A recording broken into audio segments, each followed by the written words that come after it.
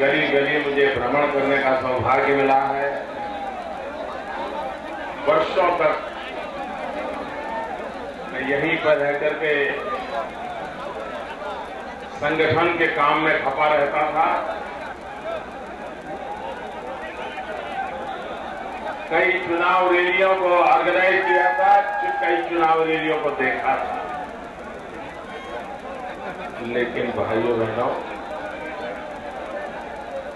ऐसा दृश्य मैंने कभी हरियाणा में देखा है।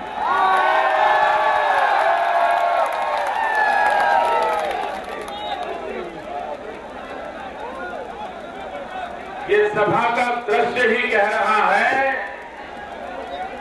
हवा का रुख क्या है।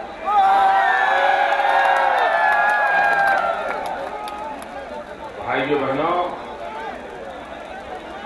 अभी तो मार्च महीना चल रहा है। अप्रैल 10 तारीख आते आते ये आंधी सुनामी में बदल जाएगी।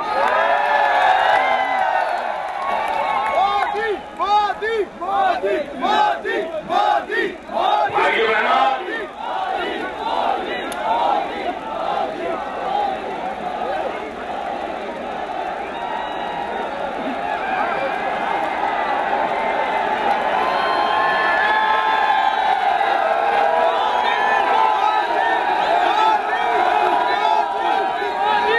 आपका प्यार मेरी सर आंखों पर।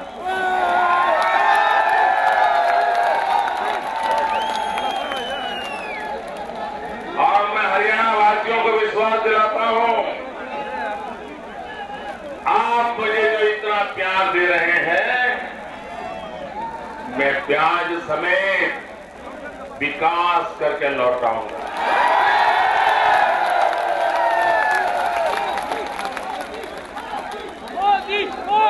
भाइयों बहनों, सामान्य रीत से चुनाव राजनीतिक दल लड़ते हैं, कभी चुनाव प्रत्याशी लड़ते हैं, कभी उनके समर्थक लड़ते हैं, लेकिन ये पहला चुनाव ऐसा है जो कोई दल नहीं, पूरा देश लड़ रहा है।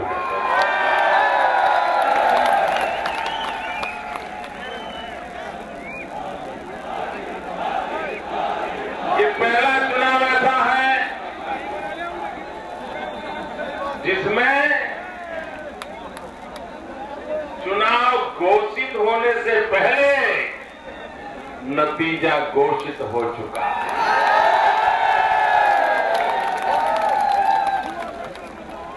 एक बार जनवरी 8 तारीख को दिल्ली में प्रवासी भारतीय दिवस का सम्मेलन हुआ था। दुनिया भर से प्रतिनिधि आए थे, भारत सरकार ने बुलाए थे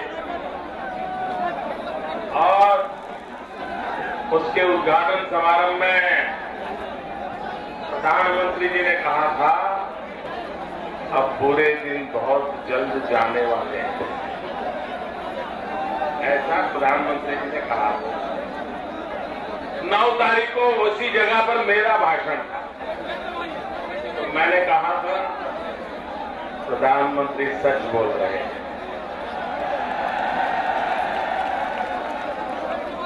बुरे दिन जाने वाले हैं, अच्छे दिन आने वाले हैं।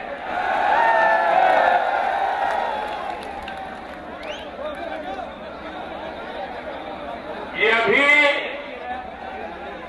चुनावी पतझड़ की मौसम चल रही है। 16 मई के बाद विकास की बसंत के दिन शुरू होने वाले हैं।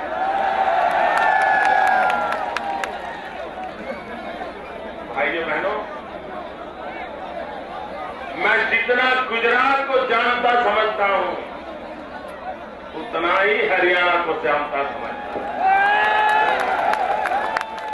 इसलिए तो इस बार हरियाणा दावा कर सकता है कि दिल्ली का जो प्रधानमंत्री बनेगा उसने हरियाणा का नमक खाया हुआ है। ऐसे हरियाणा की भूमि पर आज मुझे जो आशीर्वाद मिल रहे हैं, आज जो मुझे समर्थन मिल रहा है, भाइयों बहनों, हिंदुस्तान का भविष्य बदलने की शुरुआत इसी धरती से हुआ करती है। और आज से नहीं, कुरुक्षेत्र के काल से हुआ करती है। और इसलिए भाइयों बहनों, आज जब मैं आपके बीच आया हूं तो मैं सिर्फ वोट मांगने के लिए नहीं आया, मैं सिर्फ आपको विश्वास जताने आया हूं कि मैं कभी भी परिश्रम करने में कमी नहीं रखूंगा।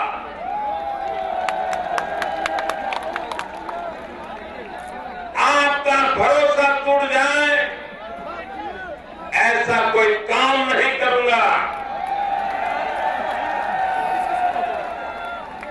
और बद इरादे से कोई निर्णय नहीं करूंगा। भाइयों बहनों, जिस धरती पर गीता ने जन्म लिया,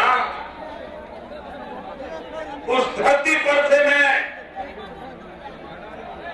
आज आपको मेरा इरादा साफ कर देता हूं। भाइयों बहनों, पुराण में कहते हैं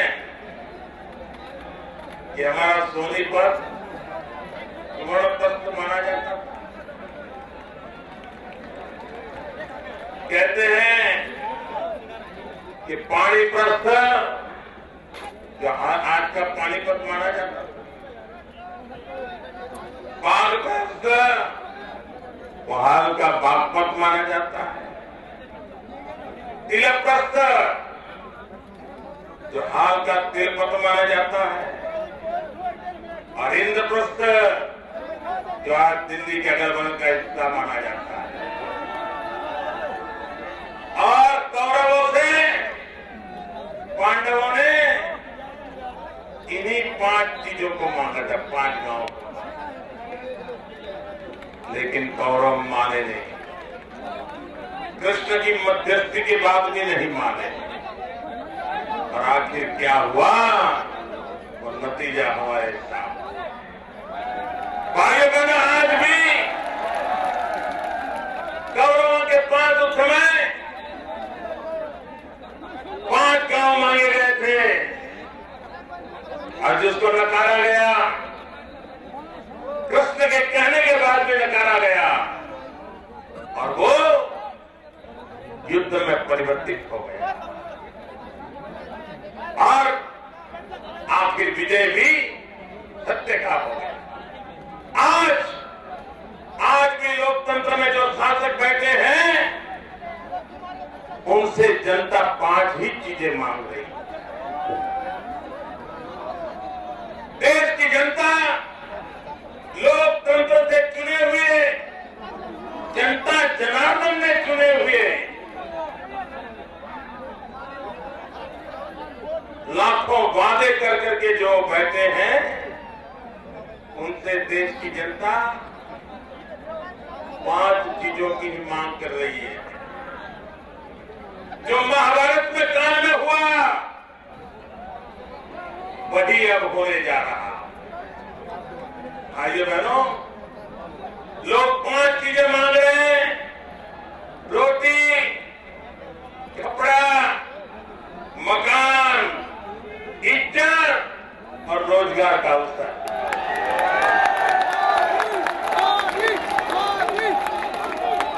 रोटी, कपड़ा, मकान, इज्जत और रोजगार का अवसर, ये 5 चीजें देश मांग रहा है। फिर तो भाइयों बहनों, ये चुनावी युद्ध ही आखिर इंतजाम होता है। इसलिए आखिरी फैसला लोकतंत्र में चुनावी रण मैदान में होता है और 10 तारीख को हरियाणा फिर से एक बार उस विजय सिंह का इतिहास लिखेगा कि जिन्होंने जनता की 5 मांगे नहीं मानी, उनका हाल पहले हुआ था, वैसा ही फिर एक बार होगा, ये मैं विश्वास करता हूं। भाइयों बहनों,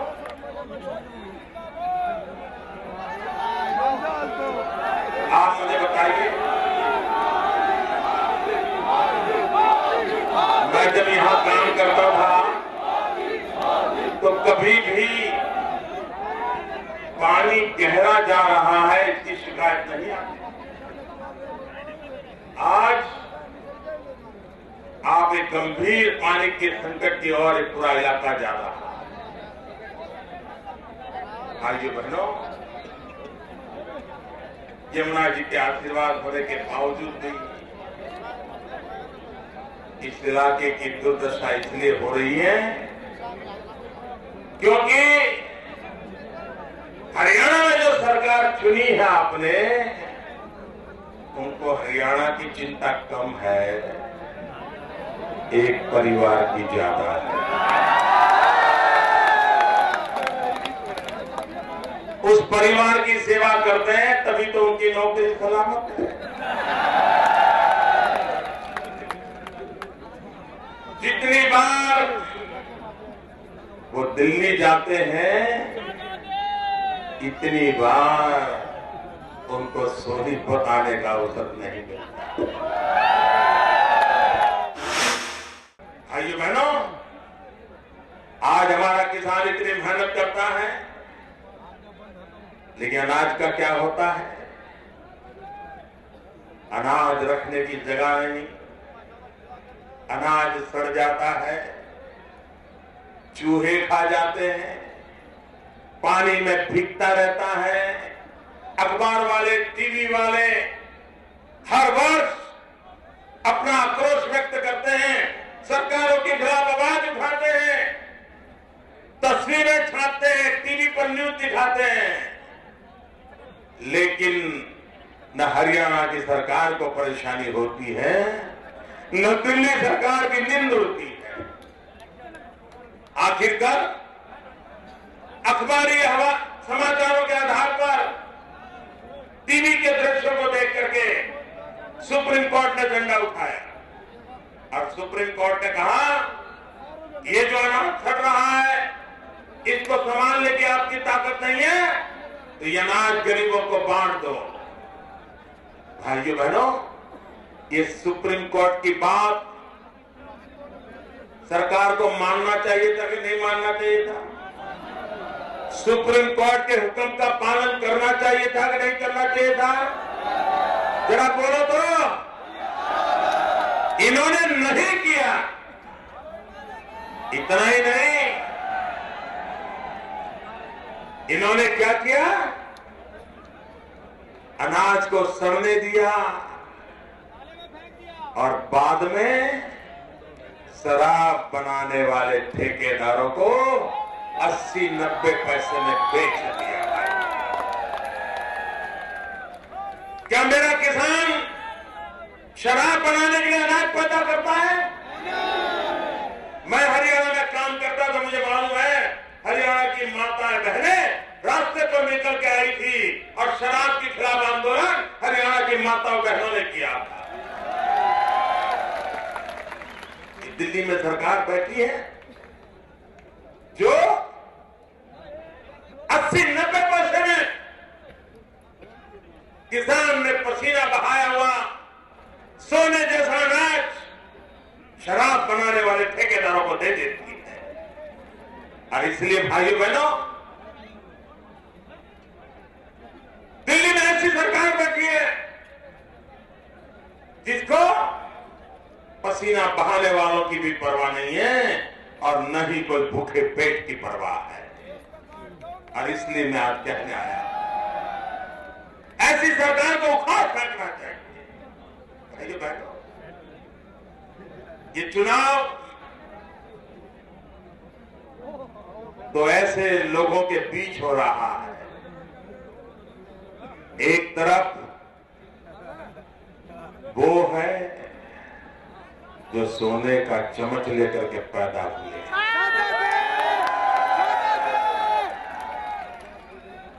एक तरफ तो वो है जो सोने की चम्मच लेकर के पैदा हुए हैं, और दूसरी तरफ वो है जो बचपन में चाय बेचा करते थे।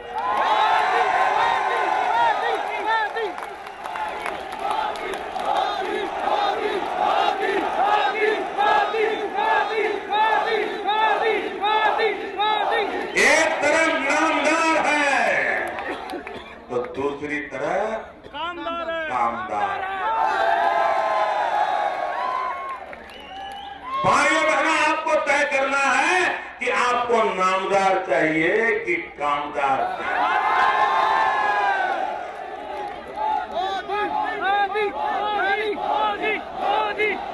भाइयों बहनों, ये अगड़े पिछड़े की राजनीति कांग्रेस को मुबारक, ये अगड़े पिछड़े की राजनीति देश के तोड़ने वालों को मुबारक। ईश्वर ने मुझे भी तो पिछड़ी जाति में जन्म दिया, लेकिन उसका उपयोग करके देश में जहर फैलाने का पाप हमने कभी किया नहीं।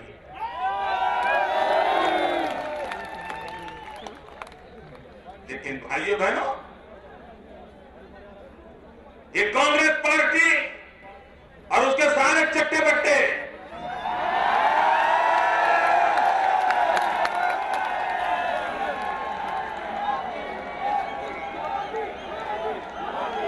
यही कारनामे करते रहे।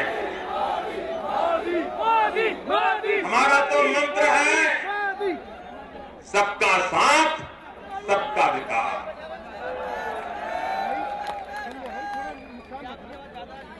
भाइयों बहनों, यहां 10 साल से कांग्रेस की सरकार है ना? दिल्ली में भी सरकार है ना?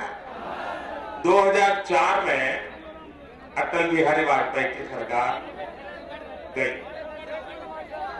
और बाद में इन लोगों की सरकार आई।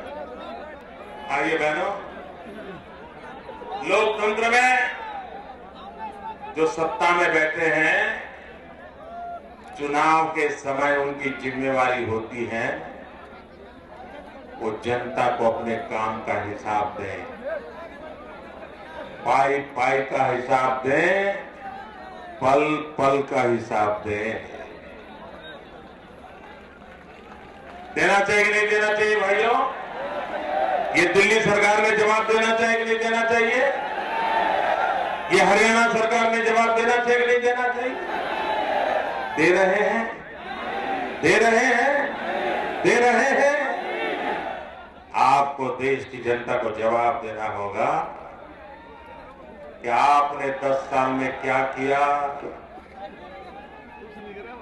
आपको जवाब देना पड़ेगा 10 साल में क्या किया, किसके लिए किया, कब कब किया, कैसे कैसे किया, किस किस के लिए किया, अकेले ने किया कि सबने मिलकर के किया, रात को किया या दिन को किया, देश में रखा कि विदेश में रखा, यह देश जानना चाहता है, यह देश आपसे जानना चाहता है। भाइयों बहनों, आप मुझे बताइए, क्या आप मानते हैं कि हिंदुस्तान को लूटने वालों ने काला धन विदेशों में रखा है? आप मानते हैं हिंदुस्तान के लुटेरों ने काला धन विदेशों में रखा है? आप मानते हैं ये काला धन वापस आना चाहिए कि नहीं आना चाहिए? पाई पाई वापस आनी चाहिए कि नहीं आनी चाहिए? भाइयों बहनों, ये दिल्ली में बैठे हैं, देश में से आवाज उठी है, कुछ देशों ने अपने कानून बदले हैं, काला धन वापस लाने की संभावनाएं पैदा हुई है। पार्लियामेंट में बार बार अडवाणी जी समेत सभी नेताओं ने काला धन वापस लाने के लिए आवाज उठाई है, लेकिन ये जवाब देने को तैयार नहीं। आप मुझे बताइए भाई, अगर काला धन वापस आता है तो आपको कोई तकलीफ है? आपको कोई तकलीफ है? आपको कोई तकलीफ है? आपको कोई तकलीफ है? आपको कोई तकलीफ है? यहां किसी को नहीं है ना, क्योंकि आपका है ही नहीं। आपका काला धन है ही नहीं तो आपको तकलीफ क्यों होगी? तो तकलीफ किसको होगी? तकलीफ किसको होगी? जिनका काला धन विदेशों में पड़ा है उन्हीं को तकलीफ हो रही है, और इसलिए दिल्ली में बैठी हुई सरकार काला धन वापस लाने के लिए कुछ करने को तैयार नहीं है भाई। और हमने ये भी तय किया है, जो सैलरी क्लास है, जिसकी बंधी हुई आवक है, जो बंधी हुई आय वाले हैं और जो इनकम टैक्स भरते हैं, जो चोरी नहीं करते, उनके लिए चोरी करना ही मुश्किल होता है। ये काला धन हम वापस लाएंगे ना, उसमें से कुछ ये जो ईमानदारी से टैक्स भरते हैं ना, उनके खाते में वापस जमा करवाएंगे। ईमानदारों को प्रोत्साहन दिया जाएगा, बेईमानों को दंडित किया जाएगा। भाइयों बहनों, ये देश लूटने का किसी को अब अधिकार नहीं दिया जाएगा। राजीव गांधी जब कांग्रेस के प्रधानमंत्री थे,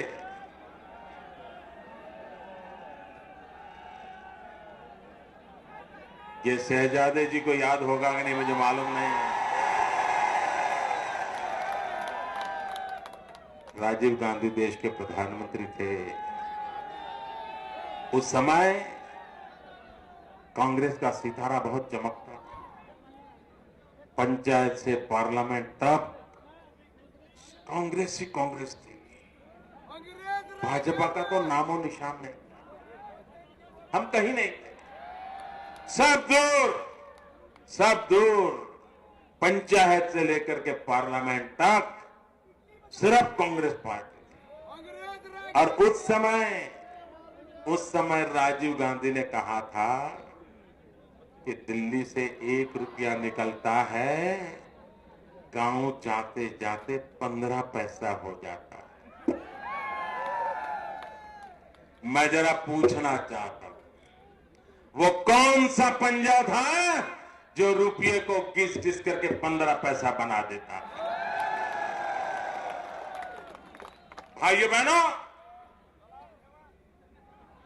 देश उस पंजे की तलाश में है जिसने रुपये को घिस करके 15 पैसा कर दिया। और भाइयों बहनों, मैं जब आपसे आशीर्वाद लेने आया हूं तो मैं आपको विश्वास दिलाता हूं, मैं दिल्ली में चौकीदार के रूप में बैठने वाला हूं। चौकीदार के रूप में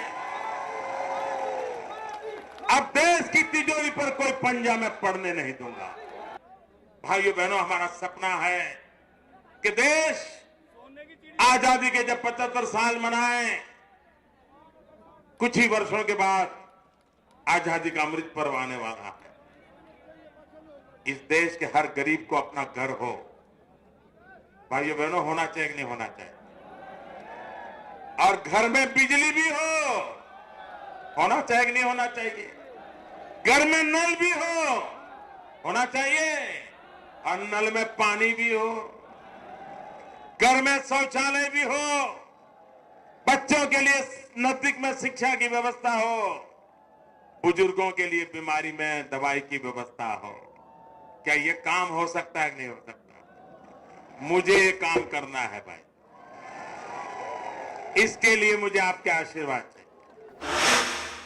भाइयों बहनों, कांग्रेस ने ढेर सारे वादे किए, लेकिन अब वक्त बदल चुका है। अब जनता को विकास चाहिए, विभाजन नहीं चाहिए। अब लोगों को अवसर चाहिए, अवसरवादिता नहीं चाहिए। अब लोगों को हाथों में हुनर चाहिए। हथकंडों से अब तंग आ चुके हैं, हथकंडे नहीं चाहिए। युवाओं को कौशल्य चाहिए, कौमवाद नहीं चाहिए। नौजवानों को रोजगार चाहिए, उसे राजनीति की जरूरत नहीं है। लोगों को सुरक्षा चाहिए, सांप्रदायिकता का जहर नहीं चाहिए। किसानों को बिजली चाहिए, जातिवाद का आश्वासन नहीं चाहिए। बुजुर्गों को सहारा चाहिए, संघर्ष की जिंदगी नहीं चाहिए।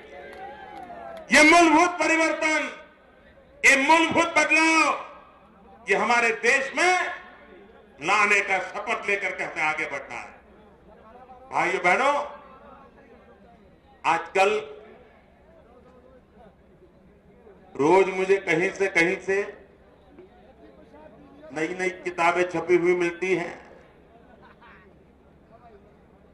पता नहीं मोदी पर क्या क्या कुछ लिखा जाता है, कहां कहां से किताबें छप रही मालूम नहीं। उसी प्रकार से जो लोग चुनाव में हमें हराना चाहते हैं, वो पब्लिकली कहते हैं हम मोदी को प्रधानमंत्री बनाना चाहते हैं। आंखों के सामने धूल झोंकने वाले पर भरोसा करोगे क्या? सीधा सीधा है भाई। हम कहते हैं कमल के निशान पर बटन दबाओ, ये कमल ही है जो मोदी को प्रधानमंत्री बनाना चाहता है। तो ये कांग्रेस वाले बड़े कमाल के लोग थे। वो कैसे हैं वो तो आपको पता है, मुझे कहने की जरूरत नहीं। वो क्या करते थे गांव में, बेचारों को मालूम नहीं था। गांव में छोटी छोटी मीटिंग करते थे कुछ उनके नेता, बस बोले ये मोदी जी को जिताने के लिए आपको वोट करना है। और वो कहते थे भाई मोदी जी को लाओ, तो कहते नहीं वो तो फिर लोकसभा में आने वाले हैं, अभी आपको वोट जो करना है वो मोदी जी को जाने वाला है। लोगों को गुमराह करने के लिए पता नहीं मोदी के नाम का कैसा कैसा उपयोग कर रहे हैं। और इसलिए भाइयों बहनों, भारतीय जनता पार्टी और भारतीय जनता पार्टी के साथी दलों का गठबंधन घोषित गठबंधन है। और इसलिए मैं आपसे आग्रह करता हूं कि इस प्रकार से भ्रम फैलाने वालों को गलती से भी, और जो आज इतना झूठ बोल सकते हैं, आगे तो क्या क्या करेंगे।